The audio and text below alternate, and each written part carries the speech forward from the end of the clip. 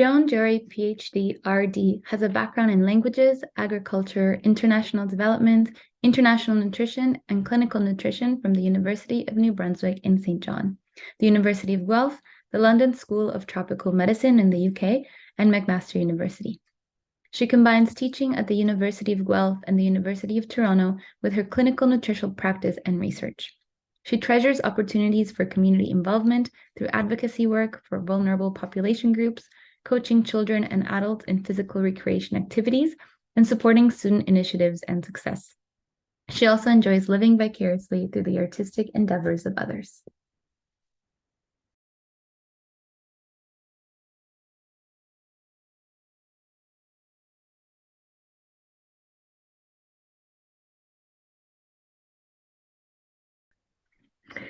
I think when we're approaching a question like this, it might be a good idea to sort of look at the terms individually a little bit. For instance, environment can mean different things to different people. And in the context of food and sustainability can also have different meanings. So we can look at the environment as the physical environment, and we can think about the environment in a rural setting, and food procurement, whether it's growing food or it's hunting or fishing food or shopping for food in a rural setting.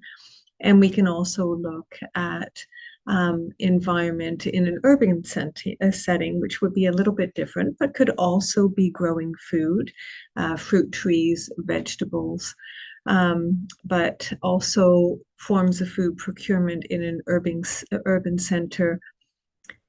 Is there easy access to food procurement?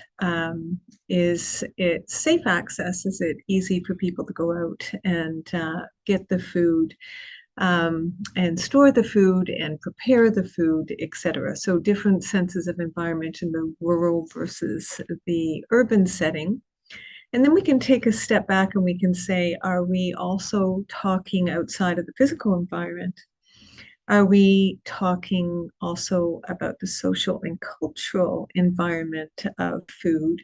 And again, you can go to the rural and urban center when you're looking at the discussion of the social and the cultural as well. But when we're looking at social and cultural, we're looking at having food that's meaningful for individuals, and there's the internal environment of it being culturally appropriate and being emotionally meaningful as well.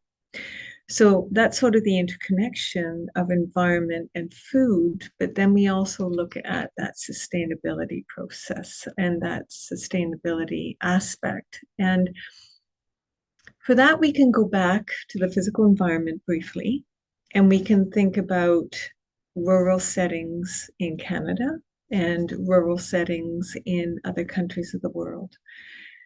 And we can think about how food might be procured, and again, that might be produced through growing it, or it could be hunted, or it could be fished, or it could be purchased or traded. Are the means for that food procurement in these different rural settings, are they sustainable?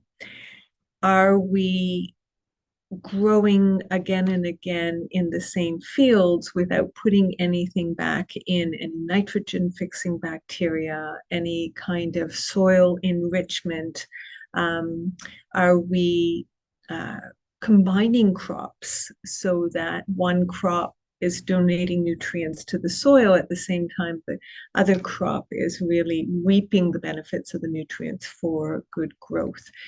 Are we managing the land well in terms of ensuring that there isn't erosion so the land will be around for some time? Or are we cutting down all the trees around it, meaning that there is wind and rain erosion that happens and spills off into the water system and complicates the water system that we then need for the irrigation of those crops?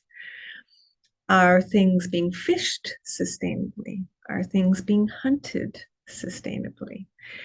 And in terms of procurement, in terms of trading and purchasing, Are we traveling large distances to get to a spot that will allow us to purchase or to trade?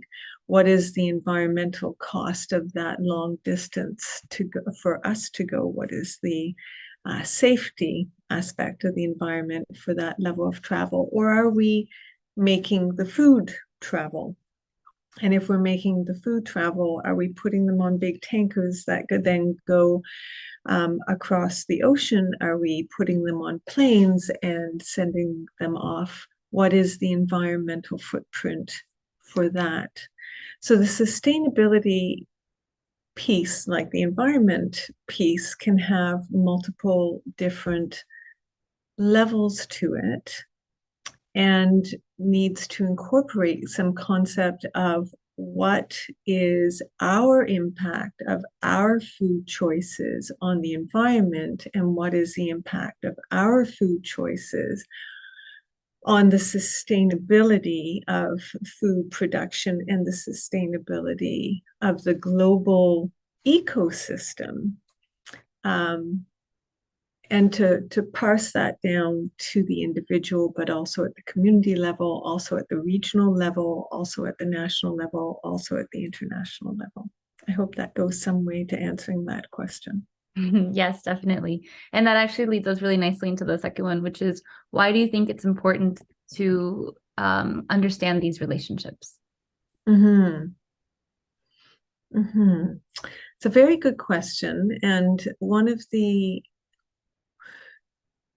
I suppose we'll start at the statement that understanding and information breeds a certain level of responsibility. How would we know that our food choices are going to impact environmental sustainability in other parts of our country or other parts of the world if we didn't have an opportunity to hear about those impacts and an opportunity to discuss and consider those impacts?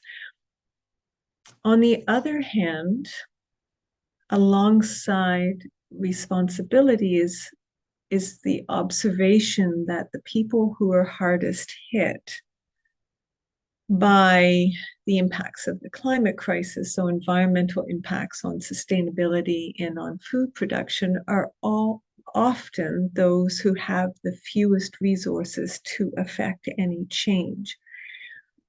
And I'm taken by a comment of a single parent in Canada accessing the food bank who says, I would love to care more about the environment and the impact I'm having and my small family is having on sustainability in the environment, but I can barely get through the day. I can barely put food on the table, accessing community resources.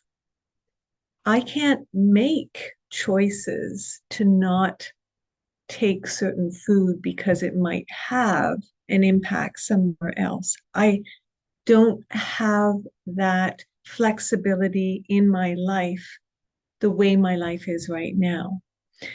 So we want to have those conversations, and we want to have them at levels where they're also not overly burdensome, so that if we're introducing those conversations in a positive manner in school systems, so children grow up thinking about the impact of their food choices or clothing choices or car choices on their environment, on sustainability, but not in a negative way, but framed in a positive way, because otherwise the sense of guilt that comes from considering the impact of our food choices on other cultures and other countries can really demotivate people as well. So they might switch off. So having the conversations is important, but recognizing that the vehicles for change, for small change, exist within many of us, but can't be thrust onto those people who are disproportionately already impacted by vectors affecting their ability to access food sustainably for them, economically sustainably, and socially sustainably, let alone the environmental impact. And recognizing that those conversations need to be also had at the regional and the national and the international level, and to have coordination of policies and programs that can bring people together at the community level and the individual level, so that they're not feeling that they're carrying the weight of the world on their shoulders, but that they can share effort with others in small ways and make small differences. So I think it's important to have the information so that we understand, and then the understanding is important so that in small ways, if we have capacity, if our lives allow, then we can start to make small changes, hopefully not just individually, but as part of a community, to better support good environmental stewardship for long-term global sustainability.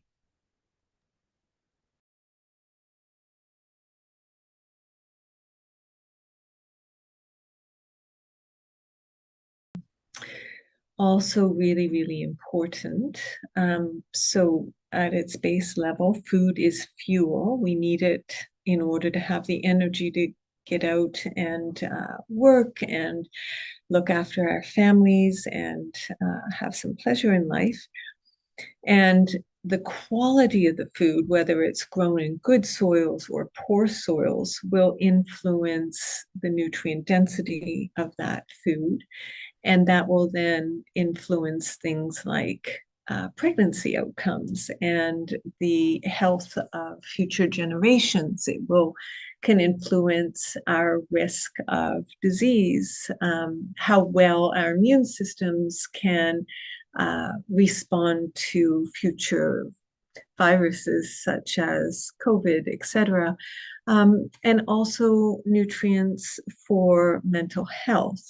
So that's sort of the biochemical aspect of the influence of food on our bodies and our health. And we can go one step further with that and say that when there are financial barriers, and often financial barriers are tied up with environmental barriers, and that is also tied up with sustainability. If there are barriers, then our access to food may be access to poor quality, nutrient limited food.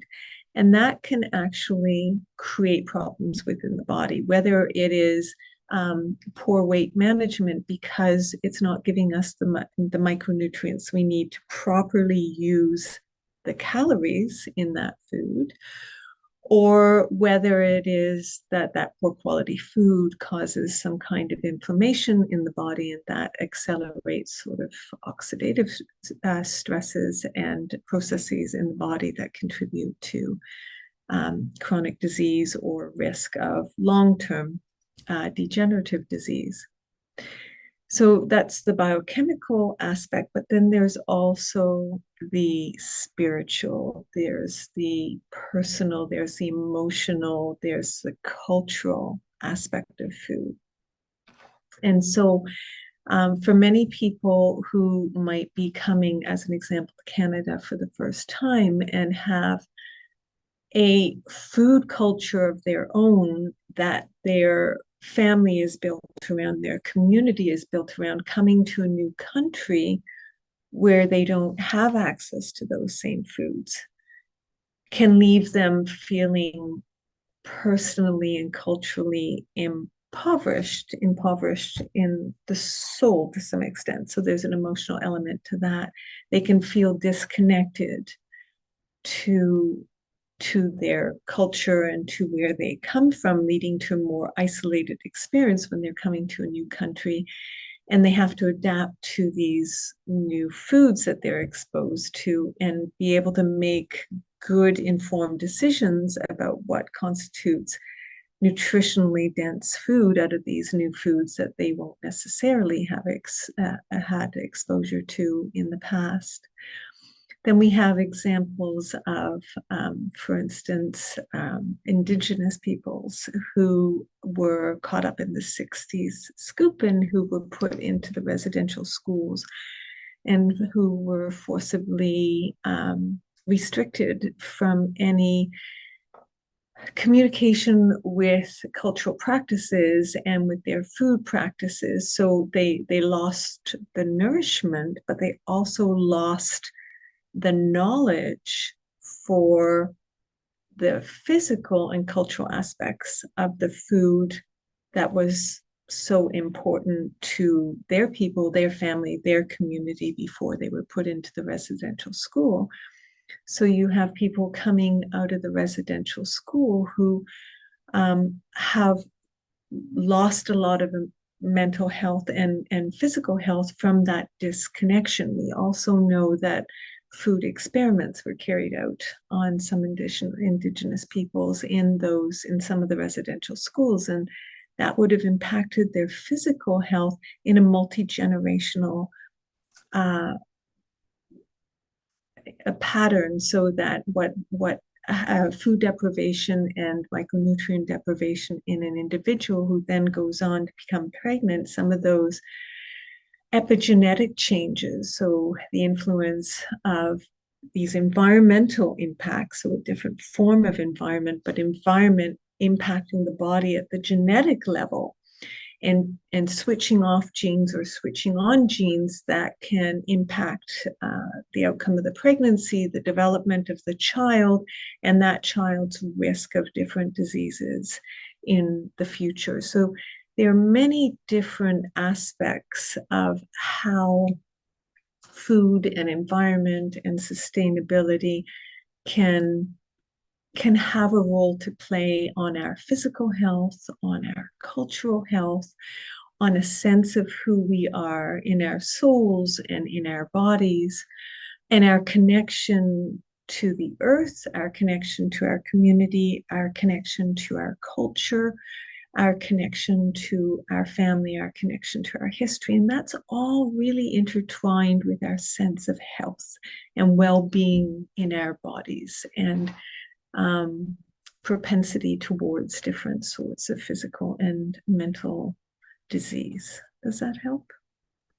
Yes, thank you. Perfect. So our last question is, how can we have a more balanced relationship with the environment as a community? That's also another very good but very complicated question. So I think we've become very distanced from our relationship with food and our relationship with the environment, and particularly in the urban setting, we don't really think about where our eggs come from, where our fish comes from, where our meat comes from.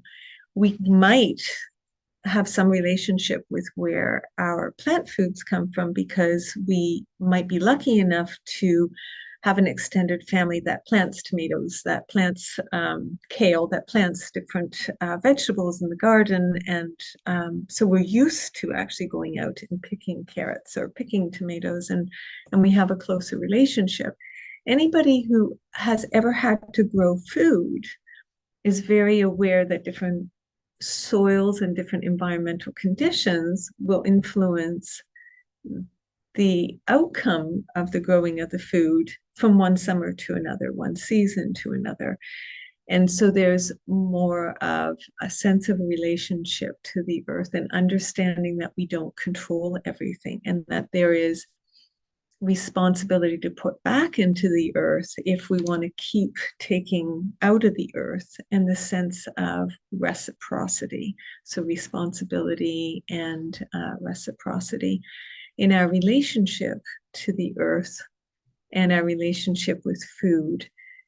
And then also, we've become distanced from the people who grow and produce our food. And so even at the community level, many communities will have a farmers market, so we can actually get to meet some of the people who are growing the food that we would want to eat, or who are raising the cattle or raising the chickens or producing the eggs that we might like to have in our fridge, depending on what our dietary background and preferences and needs are. So really, I think it would be lovely, and I think many schools do this, but if there was an increasing emphasis on growing food in the school system, and maybe having community gardens closer to schools and incorporating the community into that, I think just the act of growing food brings us closer as a community, helps us understand the environment better, helps us understand better our place in the world, and that there is a give and take. It's not just a take from the earth, from the environment, from the world.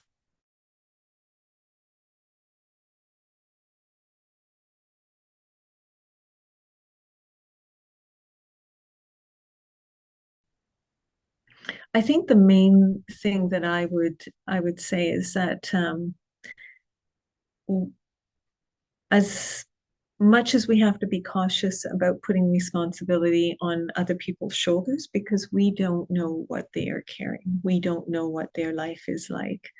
I do believe that we can each play a role. It doesn't mean we all have to go immediately organic, immediately vegetarian. I think it is very feasible to eat less meat, but continue to eat meat,